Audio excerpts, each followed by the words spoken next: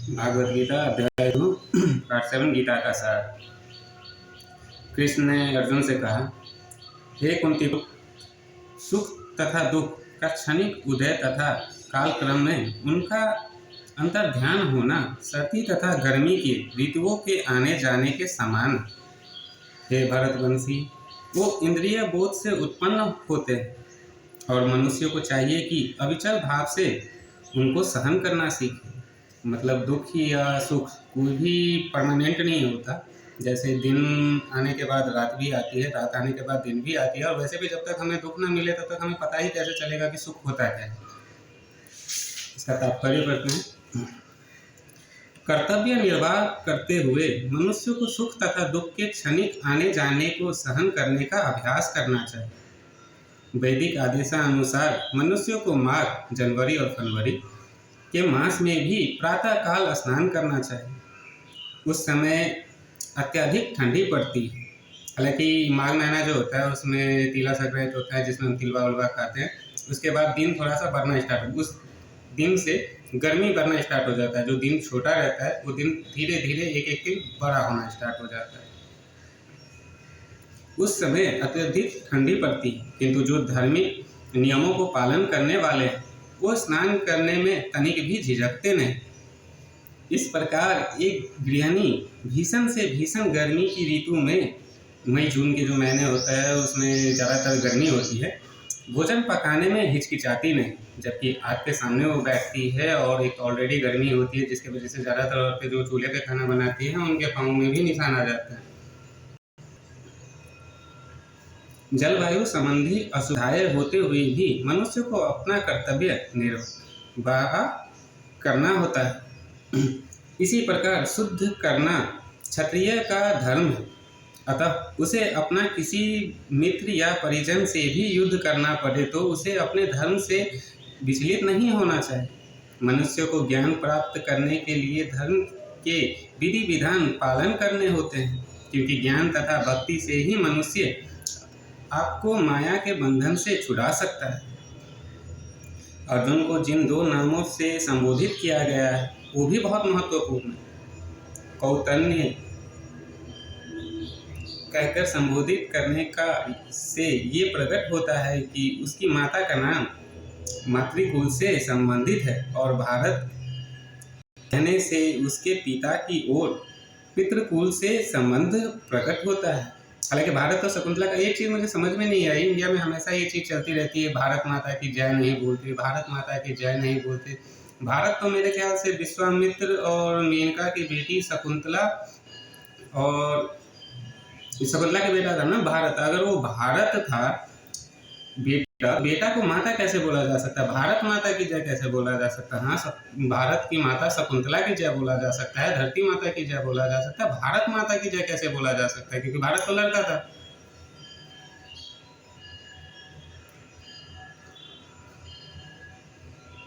दोनों ओर से उसको महान विरासत प्राप्त है।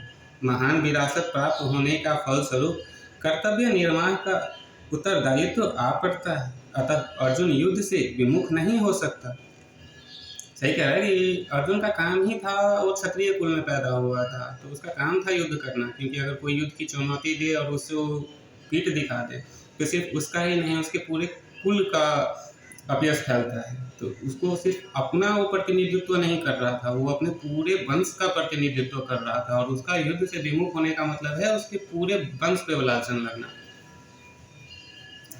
आगे कृष्ण अर्जुन से कहता है, हे पुरुष श्रेष्ठ अर्जुन, जो पुरुष सुख तथा दुख में विचलित नहीं होता और इन दोनों में संभाव रखता है वह निश्चित रूप से मुक्ति के योग्य है। मतलब जो व्यक्ति ये नहीं सोचता कि क्या सुख है क्या दुख है, हर मोमेंट को एंजॉय करता है, वो सही मामले में महान है। तात्पर्य, जो व्यक्ति आत्म साक्षात्कार की उच्च अवस्था को प्राप्त करने के लिए दृढ़ प्रतिज्ञ हो, मतलब अपने अंदर से पूरी कंसंट्रेशन रखे अपने आप को समझने के लिए कि मैं क्यों हूँ, क्या हूँ और किस लिए हूँ, और सुख तथा दुख के प्रहारों को संभव दे सकता है, वह निश्चय मुक्ति के योग्य है। वर्णाश्रम धर्म की में चौथी अवस्था अर्थात संन्यास आश्रम कष्ट साध्य अवस्था है। संन्यास आश्रम मेरे ख्याल से कष्ट साध्य अवस्था नहीं है कि जो भी संन्यास ग्रहण करे या आश्रम की ओर जाए, मेरे ख्याल से वो कष्ट के लिए नहीं है, वो तो अपने आप को पहचानने के लिए वहाँ पे जाता है और उसकी ही जीवन सबसे सही होता है क्योंकि उसके ऊपर में ना तो कोई जिम्मेदारी होती है और न ही किसी कर्तव्य का बोध, उसे तो सिर्फ अपने आप को समझना होता है और अपने आप को समझने के लिए ही तो सिद्धार्थ गौतम बुद्ध बना था। ये कठिनाई पारिवारिक संबंध विच्छेद करने तथा पत्नी और संतान से संबंध तोड़ने के कारण उत्पन्न होती है। ऐसा बिल्कुल नहीं है। हमारे जो सातों सप्तम ऋषि हैं उनसे भी बड़े ऋषि कोई हैं क्या? कश्यप भी शादीशुदा हैं और सबसे बड़े आदि योगी महादेव वो भी तो शादीशुदा हैं। तो ऐसा नहीं है कि जो अपने पत्नी वगैरह से, परिवार से या अपने बच्चों से संबंध तोड़ ले वही सन्यासी कहलाते हैं। किंतु यदि कोई इन कठिनाइयों को सहता है तो उसके आत्म साक्षात्कार का पथ निष्कष्टक हो जाता है। अतः अर्जुन को क्षत्रिय धर्म निर्वाह में दृढ़ संकल्प रहने के लिए कहा जा रहा है। भले ही स्वजनों या अन्य प्रिय व्यक्तियों के साथ युद्ध करना कितना ही दुष्कर क्यों न हो, भगवान चैतन्य ने 24 वर्ष की अवस्था में ही संन्यास ग्रहण कर लिया था। यद्यपि उन पर आश्रित उनकी तरुण पत्नी तथा वृद्धा माँ की देखभाल करने वाला अन्य कोई नहीं था, तो छूटिया था भैंस की। अगर संन्यास ग्रहण करना ही सबसे बेस्ट ऑप्शन होता तो कृष्ण ने संन्यास क्यों नहीं ग्रहण किया, महादेव ने संन्यास क्यों नहीं ग्रहण किया? वो भी तो पारिवारिक गृहस्थ सन्यासी है ना, उन्होंने भी तो शादी की हुई है। यहाँ तक कि बजरंगी जिसको सबसे बड़ा ब्रह्मचारी बोला जाता है उसकी भी तो पत्नी थी, सूर्य की भी बेटी से उसने शादी की थी नवनिधि सीखने के लिए।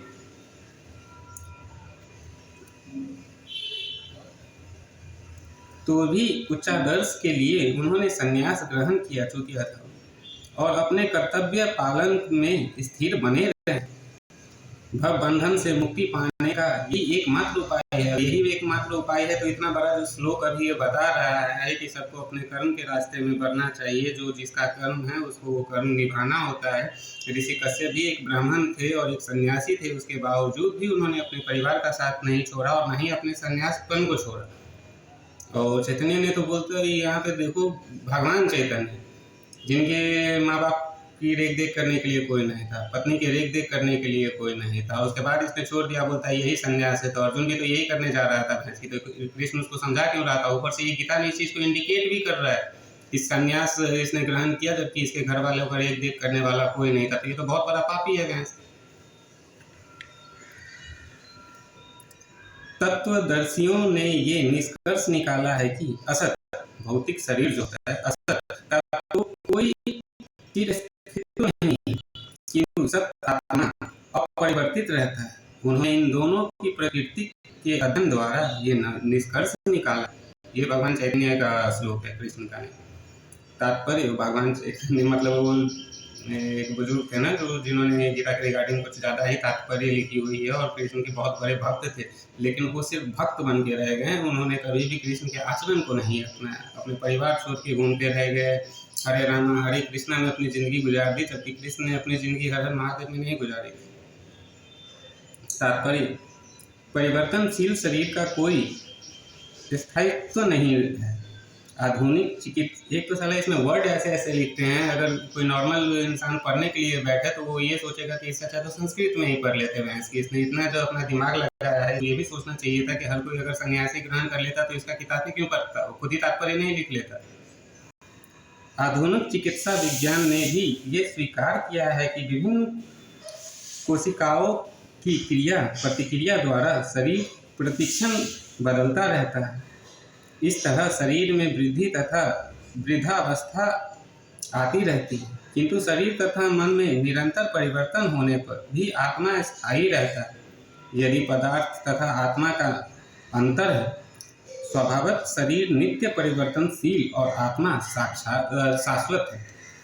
मतलब शरीर परिवर्तनशील रहता है, आत्मा कांस्टेंट वही रहता है। लेकिन भले ही आत्मा कांस्टेंट रहे, लेकिन वो इंसान तो नहीं रह जाता ना। अगर हमारा पुनः जन्म होता है, भले ही हमारा आत्मा वही है, लेकिन हम तो वो इंसान नहीं होते, क्योंकि हमें तो पिछले जन्म के बारे में कुछ आइडिया ही नहीं है। और अगर हमें पिछले जन्म के बारे में कोई आइडिया ही नहीं है तो इंसान तो कोई सही व्यक्ति था ना। तो कहीं ना कहीं शरीर भी बहुत मायने रखती है, क्योंकि अगर आत्मा ही अगर सब कुछ होता तो लोग भूतों से डरते नहीं, क्योंकि भूत तो अपने आप में ही एक आत्मा होते हैं। विष्णु पुराण के अध्याय 2 के 12वें श्लोक के 38वें पंक्ति में कहा गया है कि विष्णु तथा उनका धाम, विष्णु नहीं, भगवान विष्णु चैतन्य, वो बुढ़वा के आगे में उसने भगवान लगा रखा है, लेकिन विष्णु को सीधा विष्णु लिख रखा है।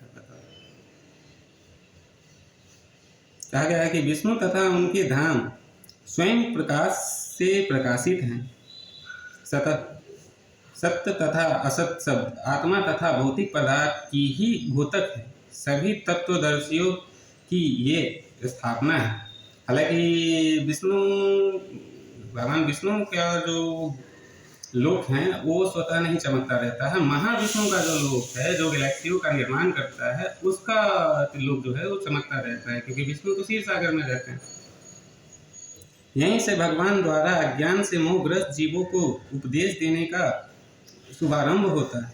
अज्ञान को हटाने के लिए आराधक और आराध्य के बीच पुनः शाश्वत संबंध स्थापित करना होता है, और फिर अंश रूप जीवों तथा श्री भगवान के अंतर को समझना होता है। कोई भी व्यक्ति आत्मा के अध्ययन द्वारा परमेश्वर के स्वभाव को समझ सकता है।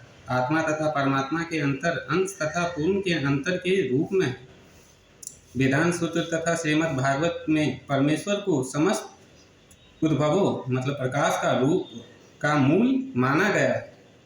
ऐसे उद्भवों का अनुभव पारा तथा अपरा शक्ति क्रमों द्वारा किया जाता है।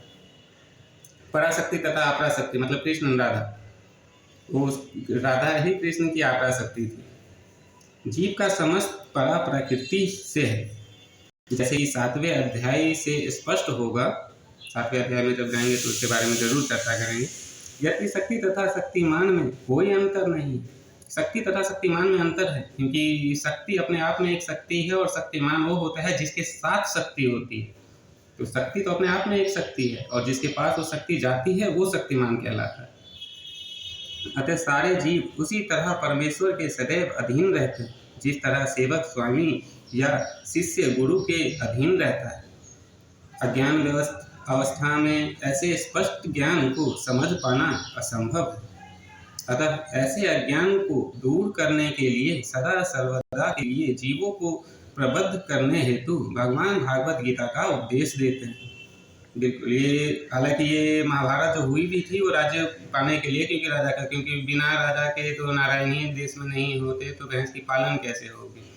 सबको राम राज्य चाहिए, तो राम राज्य में ऐसे लोकतंत्र थोड़ी चल रही थी। उस टाइम में तो राज शासन चल रहा था ना, तभी तो पहले राज शासन में एक लड़की की इज्जत पे कुछ भी उठती तो पूरा देश लड़ने चला जाता था। आजकल हजारों केसेस कोर्ट में पेंडिंग पड़े रहते हैं। लड़की के मरने के 10 साल बाद वहाँ पे केस आता है कि अच्छा इसका केस था, तो इससे बेहतर तो राज शासन था ना। अगर ये लोग इतना ही दिमाग वाले थे तो इन्होंने राज शासन के लिए क्या किया। जो सारे शरीर में व्याप्त है उसे ही तुम अविनाशी समझो। उस अव्यय आत्मा को नष्ट करने में कोई भी समर्थ नहीं।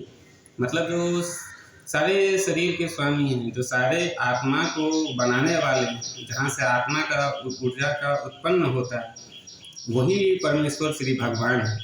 हम शरीर को तो मिटा सकते हैं पर आत्मा को नहीं।